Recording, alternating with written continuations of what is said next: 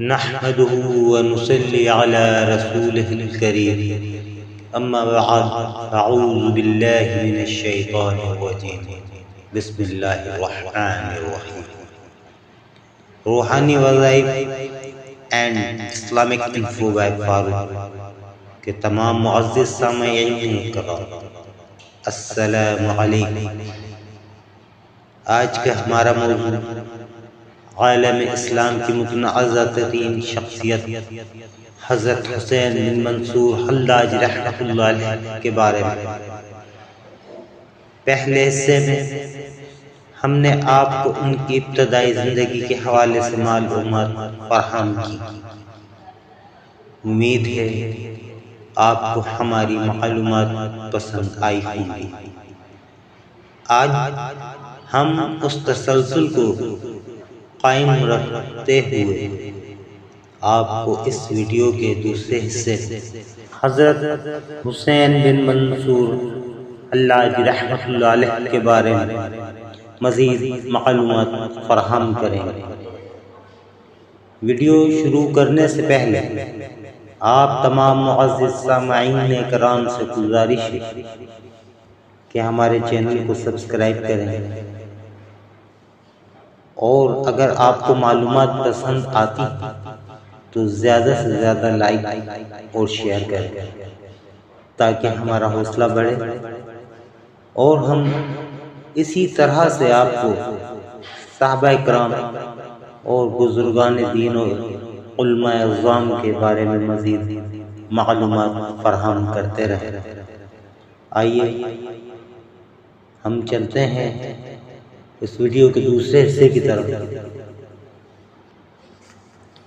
گردش وقت نے حضرت منصور حلاج رحمۃ اللہ علیہ کو ایک متنازع شخصیت بنا دیا ہے. اس لیے ان بزرگوں کا ذکر ضروری ہے جن کی نگرانی میں حضرت حسین بن منصور رحمۃ اللہ علیہ کی روحانی تربیت ہوئی تھی. حضرت سہیل بن عبداللہ تستری رحمۃ اللہ علیہ کا شمار صوفیاء اکرام میں ہوتا ہے.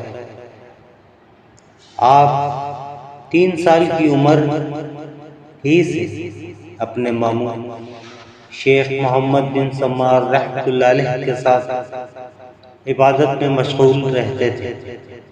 حضرت سہیل نے ابتدا میں قرآنی تعلیم حاصل کی اور 7 سال کی عمر سے روزہ رکھنے لگے. پھر جب 12 سال کی عمر میں ایک فقہی مسئلہ پیش آیا تو آپ مشہور بزرگ حضرت شیخ حبیب حمزہ رحمۃ اللہ علیہ کی خدمت میں بصرہ حاضر ہوئے. حضرت شیخ رحمۃ اللہ علیہ نے چند لفظوں میں وہ مشکل ترین مسئلہ حل کر دیا. آپ حضرت حبیب حمزہ رحمۃ اللہ علیہ کے زہد و تقویٰ اور علم و فضل سے بہت زیادہ متاثر ہوئے. پھر کچھ دن بصرہ میں رہ کر حضرت شیخ رحمۃ اللہ علیہ کی صحبت سے فیضیاب ہوئے اور بعد میں اپنے شہر تستر لوٹ آئے. پھر آپ کا یہ معمول بن گیا کہ دن کو روزہ رکھتے اور رات کو جو کہ 2 ٹکیاں کھا کر شکم کی آگ بجھا لیتے. بعض روایتوں سے پتہ چلتا ہے کہ حضرت سہیل رحمۃ اللہ علیہ نے 7 دن تک کچھ نہیں کھایا. آپ ممنوع ایام کے سوا ہمیشہ روزہ رکھتے تھے اور راتیں یاد الہی میں گزارتے تھے. پھر ایک ایسا نازک وقت بھی آیا کہ اہل تستر نے حضرت سہیل بن عبداللہ رحمۃ اللہ علیہ پر کفر کا فتویٰ عائد کر دیا.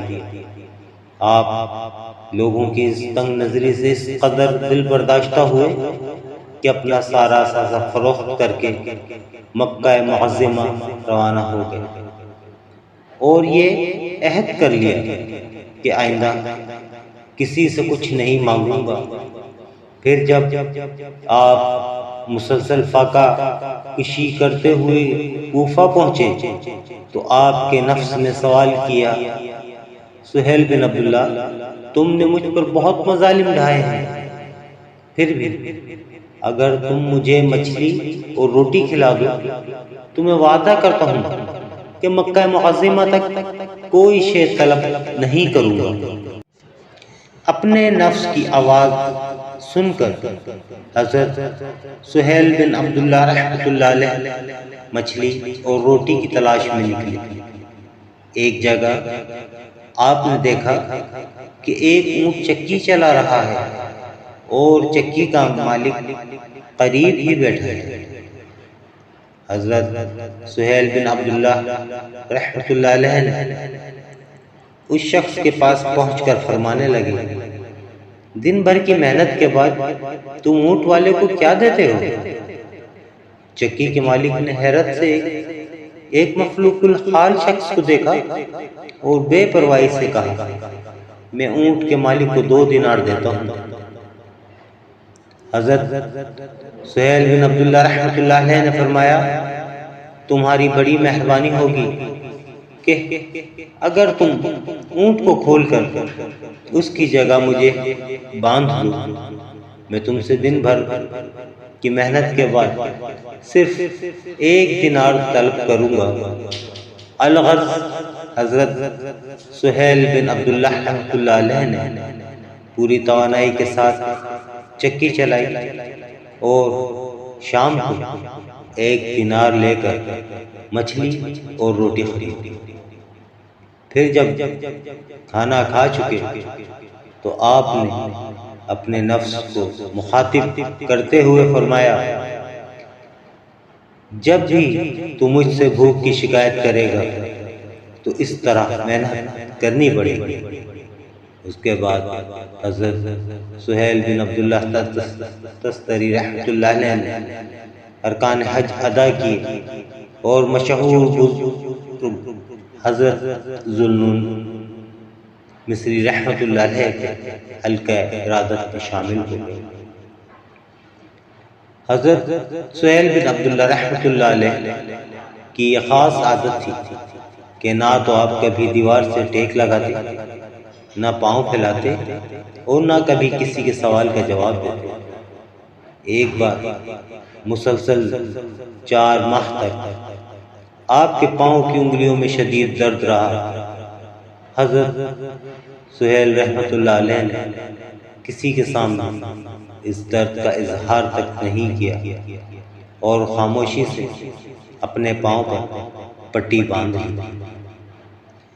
پھر جب ایک شخص نے اس کا سبب پوچھا تو حضرت سہیل بن عبداللہ رحمۃ اللہ علیہ نے کوئی جواب نہیں دیا۔ کچھ دن بعد وہی شخص مصر پہنچ کر حضرت ذوالنون رحمۃ اللہ علیہ کی خدمت میں حاضر ہوا اور یہ دیکھ کر حیران رہ گیا کہ سہیل بن عبداللہ رحمۃ اللہ علیہ کی طرح حضرت شیخ رحمۃ اللہ علیہ کے پاؤں کی انگلیوں پر بھی پٹی بندھی ہوئی تھی۔ حضرت شیخ، یہ کیا ہے؟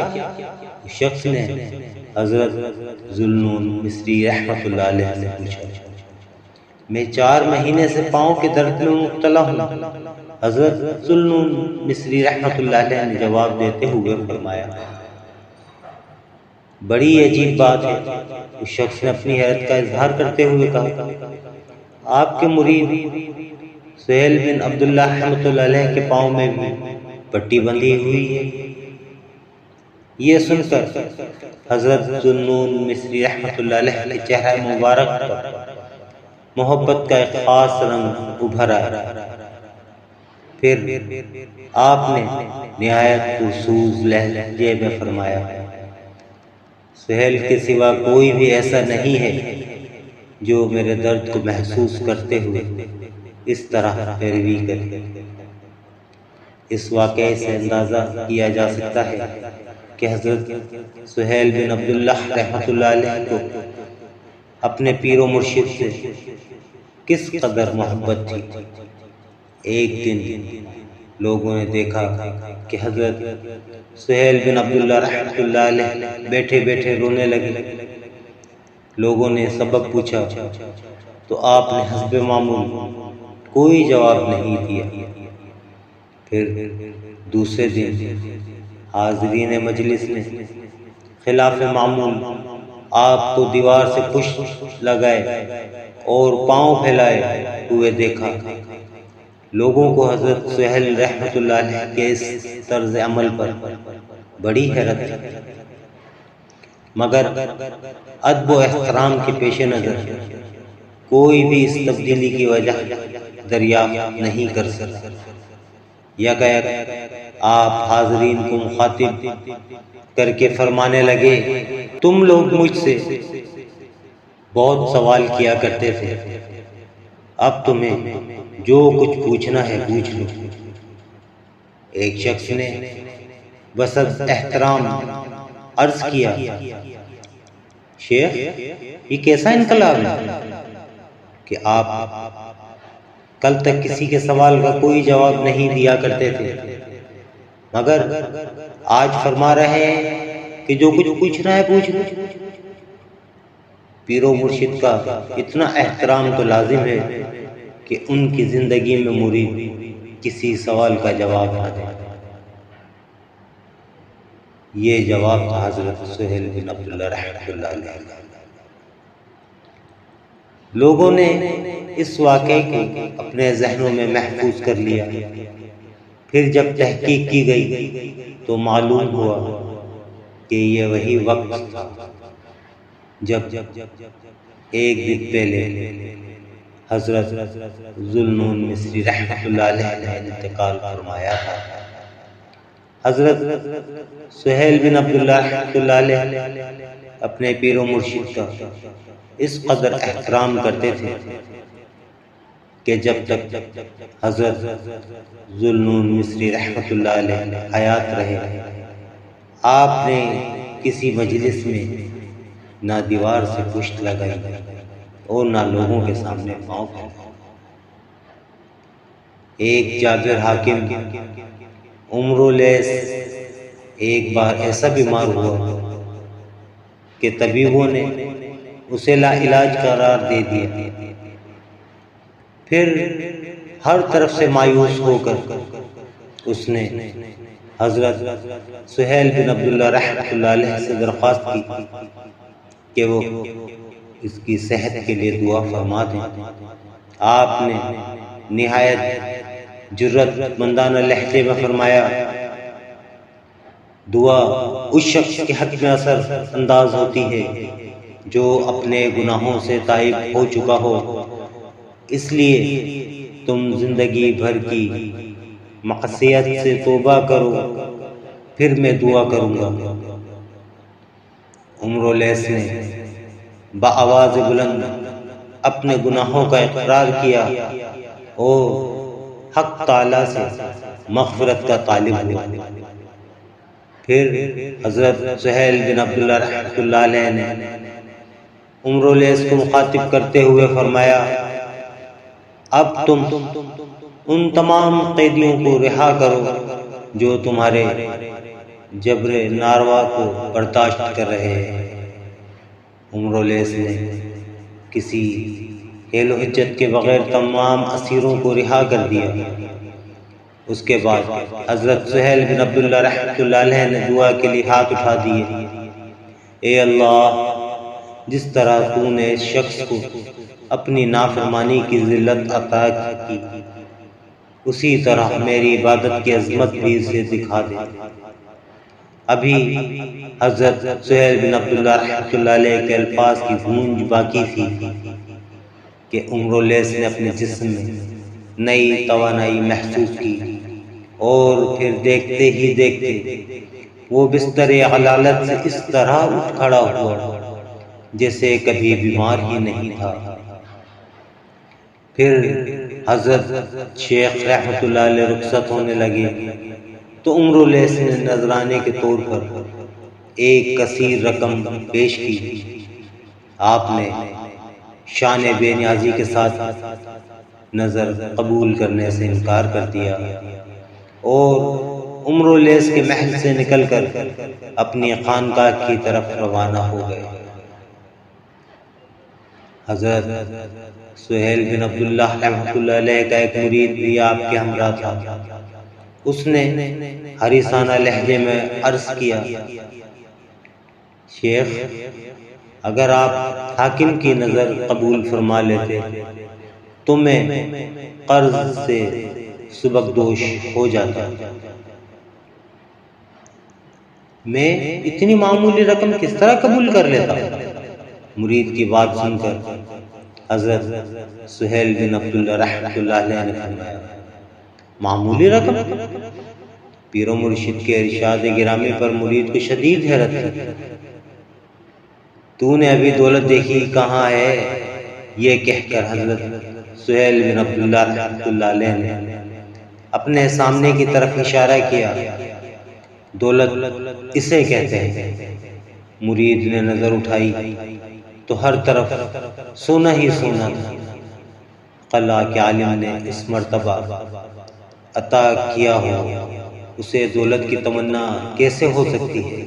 حضرت سہیل بن عبداللہ رحمۃ اللہ علیہ نے فرمایا، روایت ہے کہ آپ پانی پر بھی اسی طرح چلتے تھے جیسے عام راستے پر کسی شخص نے کشتی کے بغیر آپ کو دریا عبور کرتے دیکھ لیا۔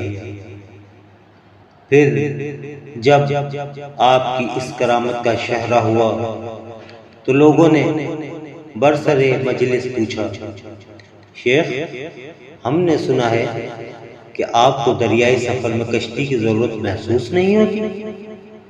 جواب میں حضرت سہیل بن عبداللہ رحمۃ اللہ علیہ نے فرمایا، اب میں اپنی زبان سے کیا کہوں؟ میرے بارے میں مسجد کے مؤذن سے پوچھ لو، وہ جھوٹ نہیں بولتا۔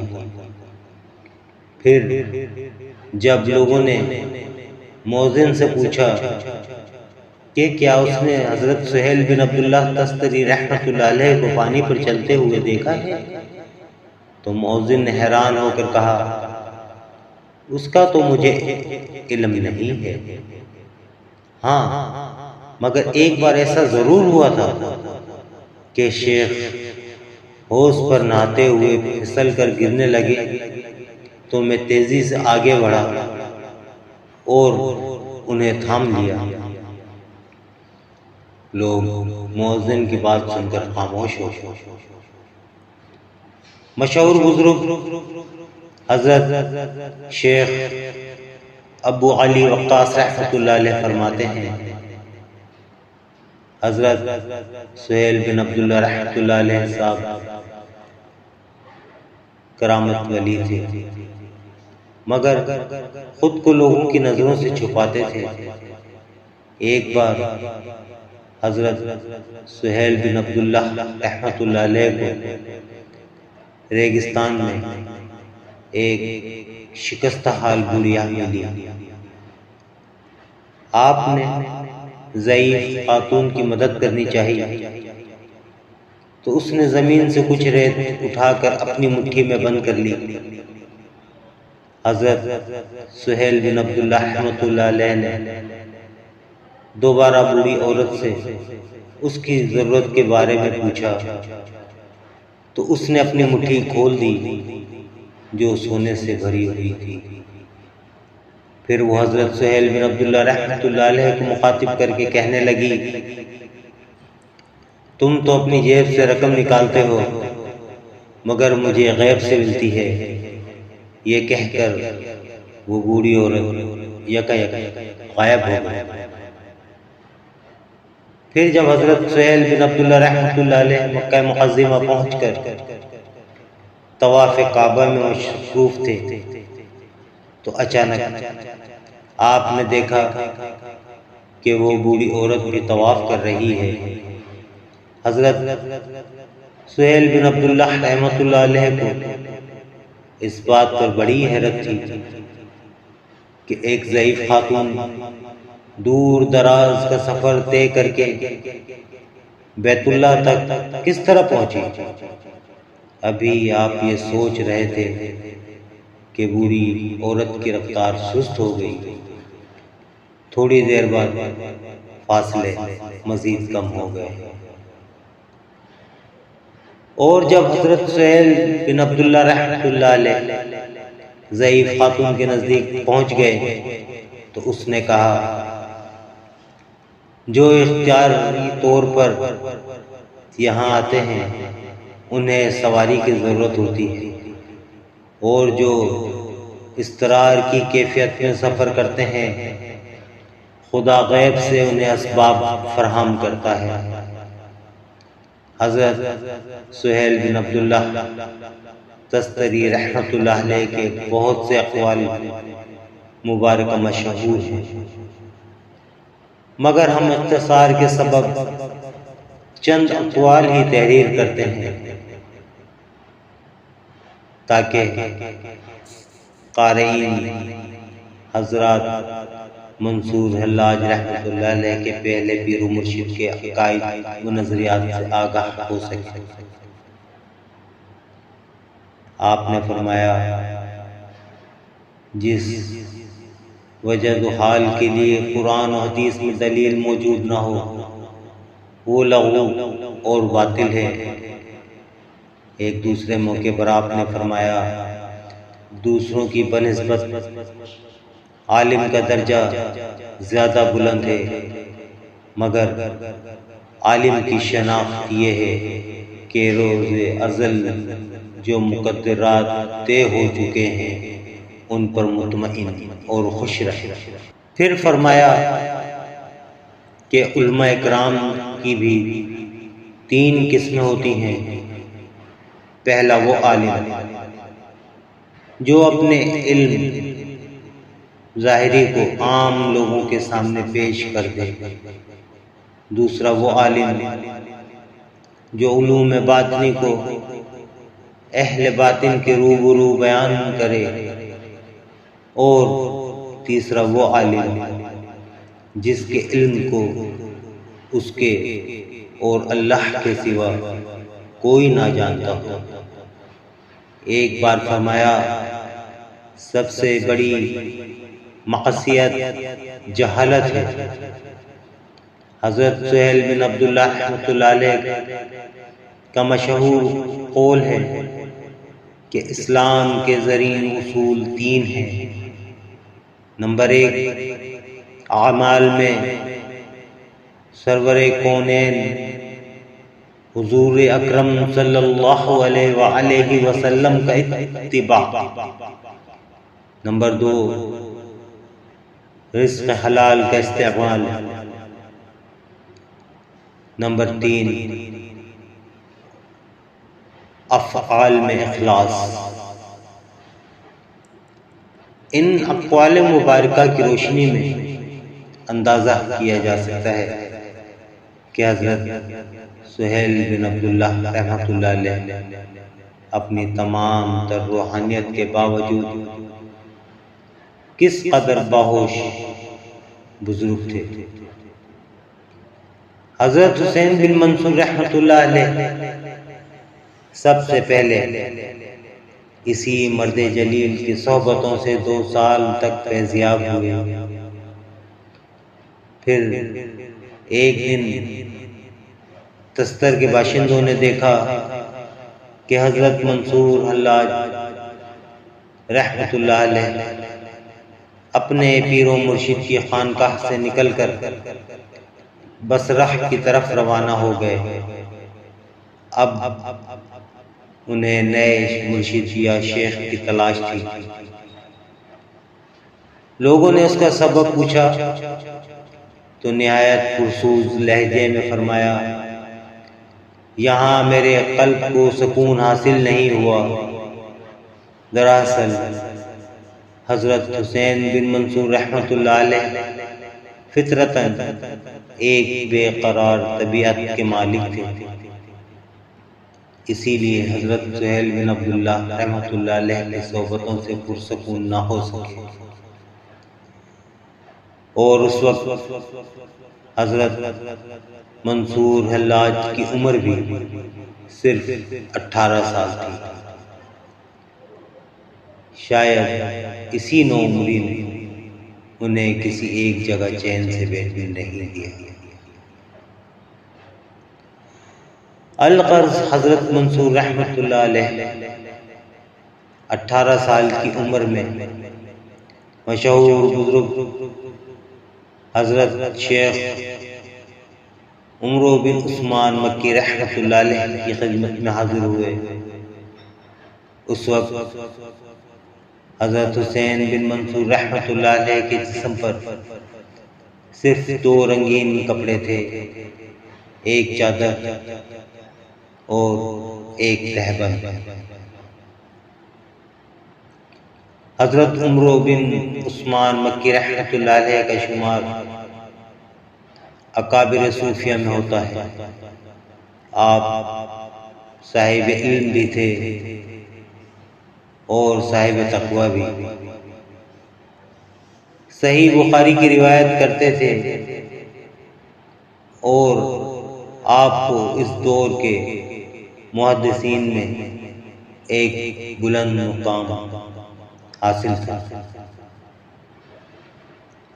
حضرت عمرو بن عثمان مکی رحمۃ اللہ علیہ بڑے بڑے مشائخ کی صحبتوں سے فیضیاب ہوئے، مگر حقیقتاً آپ حضرت جنید بغدادی رحمۃ اللہ علیہ کے شاگرد تھے اور ہمیشہ اس بات پر فخر کیا کرتے تھے کہ انہوں نے جنید رحمۃ اللہ علیہ جیسے مرد باصفا سے روحانی فیض حاصل کیا ہے۔ آپ ایک عرصہ دراز تک مکہ معظمہ میں معتکف رہے، جس کے سبب پیر حرم کے لقب سے مشہور ہوئے۔ حضرت عمرو بن عثمان مکی رحمۃ اللہ علیہ کی خدمت میں حاضر ہونے سے پہلے حضرت منصور حلاج رحمۃ اللہ علیہ پر عجیب کیفیت طاری تھی۔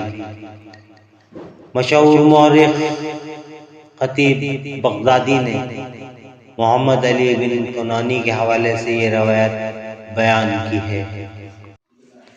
حضرت حسین بن منصور حلاج رحمۃ اللہ علیہ کے حالات و واقعات کے بارے میں مزید جاننے کے لیے ویڈیو کا اگلا حصہ ملاحظہ فرمائیں۔ شکریہ۔